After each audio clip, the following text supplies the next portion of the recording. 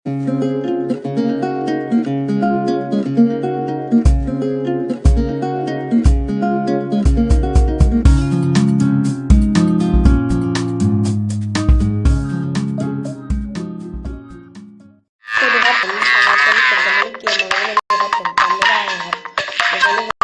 มนะครับแล้วตอนนี้เราจะมาอยู่กับป้ายกันนะครับ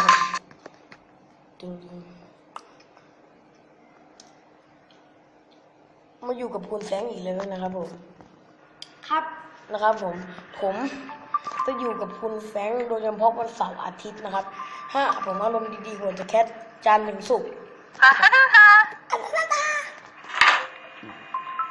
นะครับผมผู้หญิงคนนี้เขาพร้อมควรจะให้มันโง่มากควรจะเอาปลาไม่อยากกินหรือต้องเอาอาหารดีๆให้มันนิดนึงเช่นน่องไก่อะไรแบบนี้นะครับผมอันนี้ผมก็ไม่รู้เหมือนกันนะครับทุกคนได้ยินเสียงผมหรือเปล่านะครับต่อไปผมจะให้กินอาหารมีคุณภาพคนนี้ชอบกินนะดีมาใหม่ได้นะครับผมอันนี้เราก็จะใส่เดี๋ยวเราจะทำอาหารอัปลักษณ์ให้อีป้าคนนี้นะครับชิ้นอย่างที่หนึ่งเราจะเอานี่เลยนะครับปลามันเล็กกว่ากระทะได้ไงผมก็ยังจำไม่ได้ปลามันเล็กกว่ากระทะนะครับผมนะครับคือการกดที่ดีครับนะครับนี่เราก็ทอดเนื้อกันครับเนื้อต้องใส่โชยุต้องใส่โชยุอยากเล่นนะครับคุณพี่นะครับผมแล้วต่อไปนะครับมันไม่ค่อยดีเท่าไหร่นะครับต้องเอาสาลี่ทอดไม่ได้ครับเห็นนะครับดีใจครับสาลี่ทอดอัดเกลือปลาใส่เกลือไปนิดนึงครับเพื่อให้ความไม่เคยกินเพื่อความเค็มแล้วจานว่างนะครับเอาอย่างนี้เพื่อความเค็มครับให้เป็นมะเร็งตายครับแล้วใส่นี่เราก็ไปไม่รู้อะไรนะครับผมแล้วเราจะเอาไอ้นี่เราจะเอาทุกอย่างไม่ไปลวกนะครับบีบที่ประตูลงไปใส่เกลือพริกไทยโชยุซอสพริกมะเขือเทศครับแล้วก็นมสดนี่มันจะกินได้นะครับคุณผู้ชมนะครับพอเสร็จปุ๊บนะครับเราก็จะเอาครับแล้วก็จะเสิร์ฟมันอย่างดีนะครับเอาเนื้อมาอย่างที่1สาลี่2ปลา3นะครับผมเอ็มนะครับเดี๋ยวเราจะทำอาหารอร่อย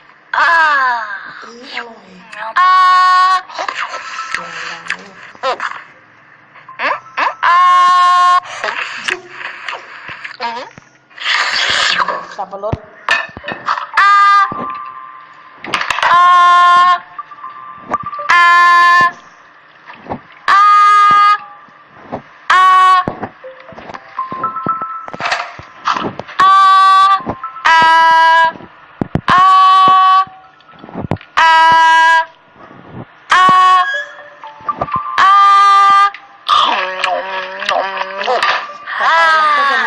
ปลาให้คนผมกินนะครับ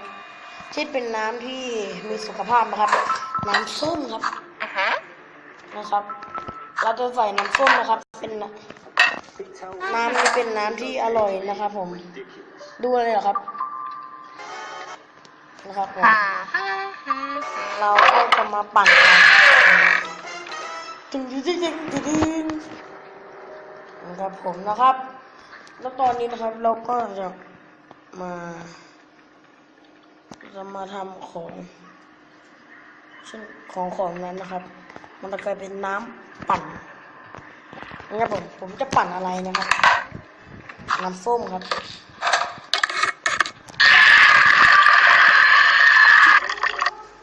แล้วมันเปลืองครับ เราต้องใส่น้ำนี่คือน้ำครับเราไม่ได้กดรับประทานไม่ได้นะแล้วเราก็จะเอาแก้วนี้ออกนะครับยานะครับยาเพิ่งคิดไปนะครับแล้วเรานะครับก็จะมาครับเราก็จะมาใส่นี่ให้หมดเลยนะครับ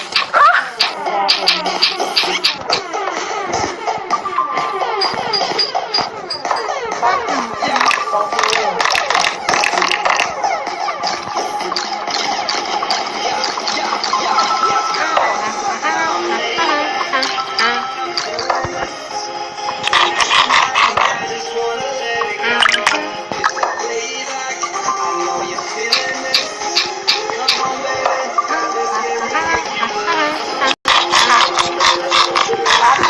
รักมากเลยนะครับ